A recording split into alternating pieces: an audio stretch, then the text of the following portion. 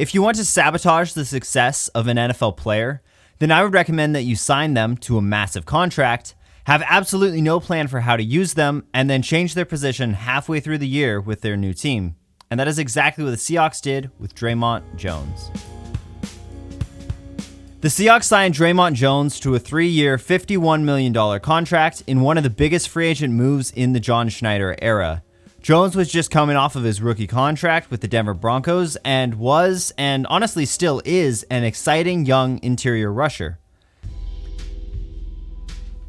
Let's begin by talking about how the Seahawks used Dre'mont Jones for the first part of the season. He was straight up a defensive tackle, and he wasn't a very good one. Let's start by looking at his run defense. Your standard 3-technique defensive tackle weighs about 300 to 310 pounds.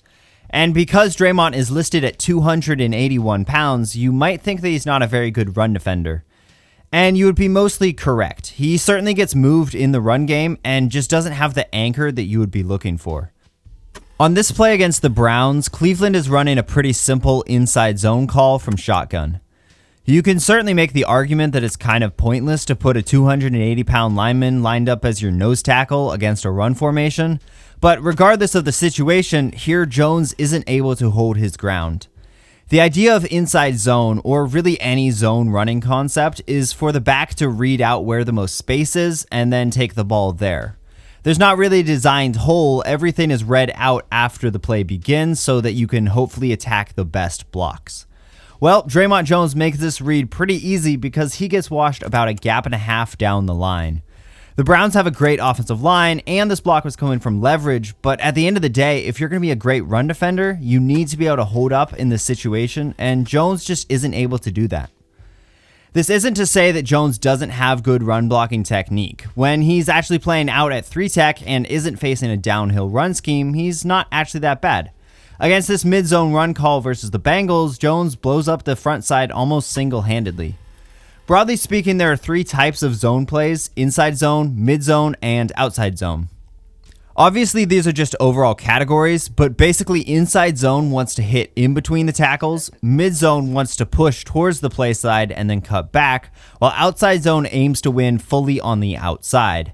I would categorize this play from the Bengals as a mid-zone run call because the running back and the offensive line certainly push towards the top of our screen, which that eliminates it being inside zone, which would have attacked north and south immediately. But the back and the blocking don't really seem to be trying to go all the way around the edge, so we're going to call this a mid-zone run. Jones blows up the front side of this play by himself. Defending the run is all about forcing the back to cut back towards your help, and this is exactly what Jones does. Look at how Jones explodes upfield, is able to withstand this double team, and is able to force the cutback. As the back, you would have to bubble around Jones and his blockers because he's gotten such great depth into the backfield. The narrative that Dre'mont is a bad run defender is incorrect, or at least lacks a lot of nuance. I don't want him playing nose tackle, and his anchor is not very good, but I do think he's a pretty solid player as a 3-technique or farther outside, and he has the capacity to make a bunch of splash plays in the run game, so I don't hate him being on the field in run downs. But going back to the title of this video, there's not really a much better way to demonstrate how you sabotage a player than by asking Dre'mont Jones, who weighs 280 pounds, to play nose tackle for you. But this is exactly what the Hawks repeatedly did with Dre'mont on running downs in many different situations. But now let's move on to Dre'mont as a pass rusher. This is what Dre'mont was brought in to do, and honestly, last year wasn't that great. Pass rushing for interior players is all about power. Space is condensed, so the best strategy is to try to get through your blocker and maybe use some sort of rip move, cross chop, or swim to really get past them after you've blown them backwards.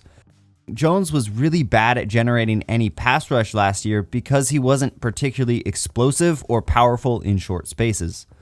There's a bunch of clips that I could have chosen to illustrate this point, but let's look at this one versus the Bengals. Here, Jones lines up again as the 1-tech, which I still don't understand, but this is a pretty simple pass play, fortunately. But here, Jones really just gets locked down. He tries to hit a spin move at the line of scrimmage, and when that doesn't work at all, he tries a bull rush, which goes nowhere. When you play on the inside, if you don't have that powerful building block of a bull rush, you'll often be left with no plan. Compare how Dre'mont Jones is able to rush the passer to Jaron Reed, the defensive tackle next to him. Reed has a plan, and it simply put is going right through his blockers. Sure, he throws in some stutters and a swim move, but at the end of the day, he's just trying to go right through his blockers with his bull rush. Despite the fact that he is being double teamed, he actually gets a lot closer to Burrow than Jones does by the time the ball is gone. I can't emphasize how important it is to be able to have power as an interior rusher because everything that you do is built off of the threat of your power. We can also look at this play versus the Browns. Here, Dre'mont is lined up as a 3 technique on a pretty obvious passing down. Again, notice how Dre'mont lacks a plan and looks a little bit lost because he doesn't have that baseline of power. I think that this was an attempt at a cross chop move, but it just doesn't work because the guard is not worried about Jones going through him. So he's just mirroring him with his feet and sliding back and forth pretty easily.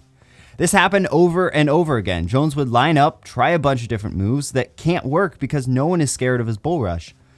This isn't to say that Jones didn't have good pass rushing snaps. To the Seahawks' credit, they did weaponize Jones as a wider rusher on some passing downs. Here, Dre'mont is lined up as basically a 5 technique, which gives him an extra runway to attack the guard. Force equals mass times acceleration, and although Dre'mont isn't the biggest guy, he's really fast, so when you give him the space, he actually is able to do a pretty good job. When he comes from this 5 tech alignment, he really does have a great bull rush, and he's able to quickly close on the quarterback, potentially forcing this errant throw from Burrow.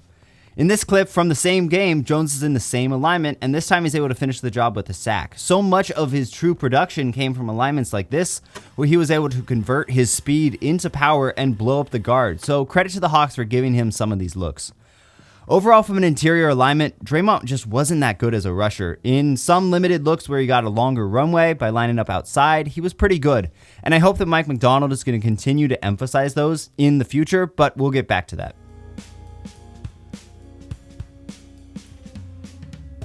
I am not going to claim that the idea of moving Dre'mont to edge was in any way an unfounded one. The Seahawks just lost Uchenna Nwosu to injury, which, by the way, was a massive loss that changed the course of the season, but that meant that the Hawks were pretty thin at edge towards about the halfway mark of the year. You had the up-and-coming Boye Mafe, and then a pass-rushing specialist in Darrell Taylor, and an inexperienced rookie in Derek Hall. Frank Clark was quickly signed to provide a veteran option, but he proved to be far past his prime and was later cut. So the Seahawks had a massive gaping hole at edge, and that was really holding them back. At the trade deadline, the Seahawks traded for Leonard Williams, a defensive tackle from the Giants, and this gave them a deep rotation at interior defensive line, as you had Jones, Williams, and Reed all deserving starter-level snaps. After one game versus the Ravens of having all 3 of these guys inside, the Seahawks made the decision to move Dre'mont to edge starting in Week 10.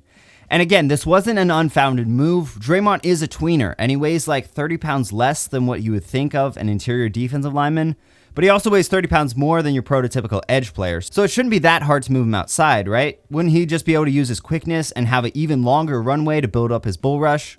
Well, no. As a run defender outside, Jones was pretty decent, and I totally get the idea of thinking, oh, we'll have a bigger body out there to stop the run. Let's put that aside because this move just doesn't make any sense and it has a couple of glaring issues.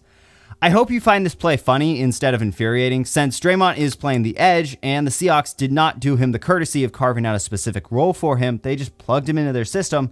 Here he's asked to play man coverage on a running back. Yes, you heard that right. A defensive tackle is asked to play man coverage on a running back. And so here the Seahawks are in a drop 8 coverage, and for some reason the only player allocated to the running back is this edge, and that is Dre'mont in this situation. He actually does a pretty decent job for a little while. Once Howell rolls out, the coverage just completely breaks down, and the running back it goes for a nearly 50-yard gain. So this is why he's not an edge player. It is absolutely pointless to ask him to play edge because he's not going to actually be able to function in your system. He could take some snaps from the edge, maybe, but he's not an edge player, and you can't ask him to guard a running back. This entire play is just ridiculous. And asking him on his first week playing edge to drop into coverage one-on-one with a running back is just absurd.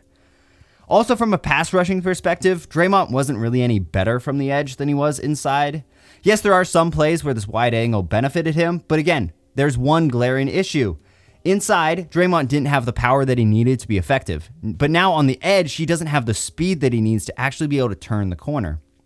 On this play, after the tight end chips, Dre'mont is so far outside of the play that the tackle doesn't even understand what is going on, and you can see he kind of even gets lost. In order to actually convert your power into a pressure from the edge, you need to also have speed, and Dre'mont just doesn't have enough speed to actually be a threat from the edge. He's just not quick enough to get upfield.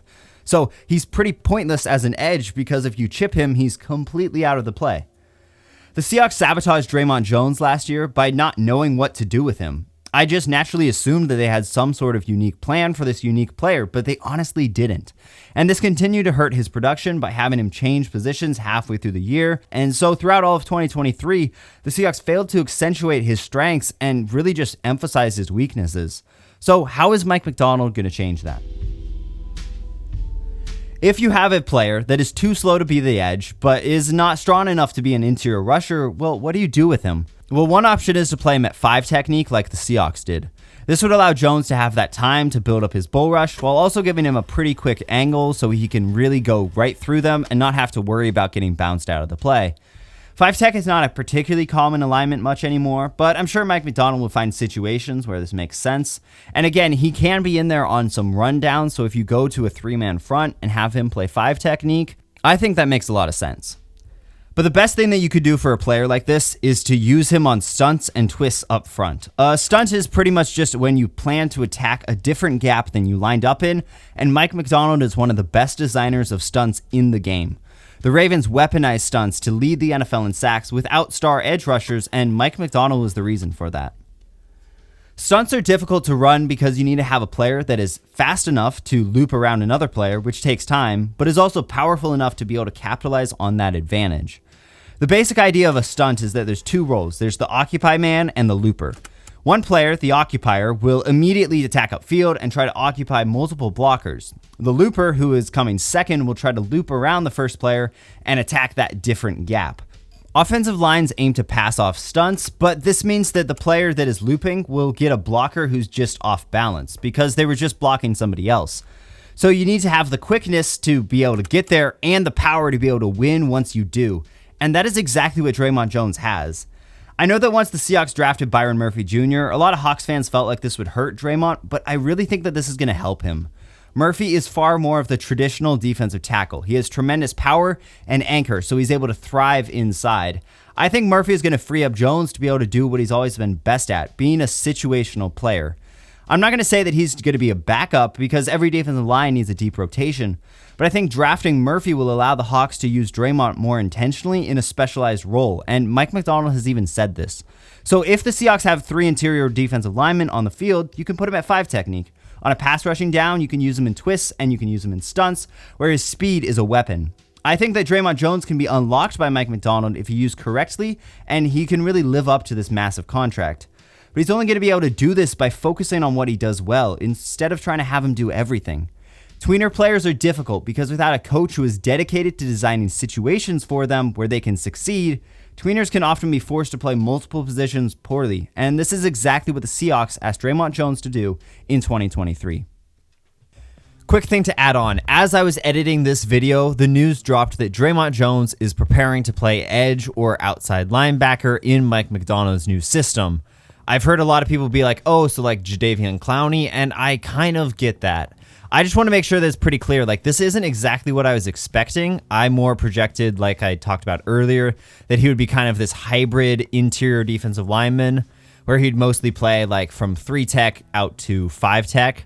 I'm not opposed to the Seahawks using Dre'mont Jones as an edge. They just need to do it with a better plan, and I love that they are giving him the whole offseason to actually be able to prepare for that new role in 2024.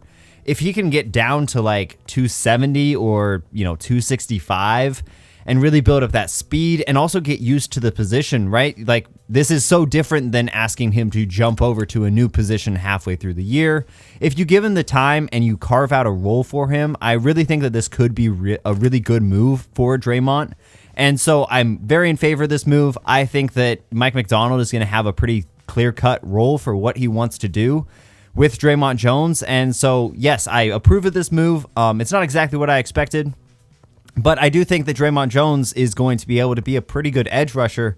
And I like how he complements the rest of the guys in that room, right? You have Boye Mafe, Uchenna Nwosu, and Dre'mont Jones. That's a really good trio of rushers, all with pretty different skill sets. So all in all, I like that move. I'm excited for Dre'mont Jones in the future. So thank you so much for watching, and go Hawks.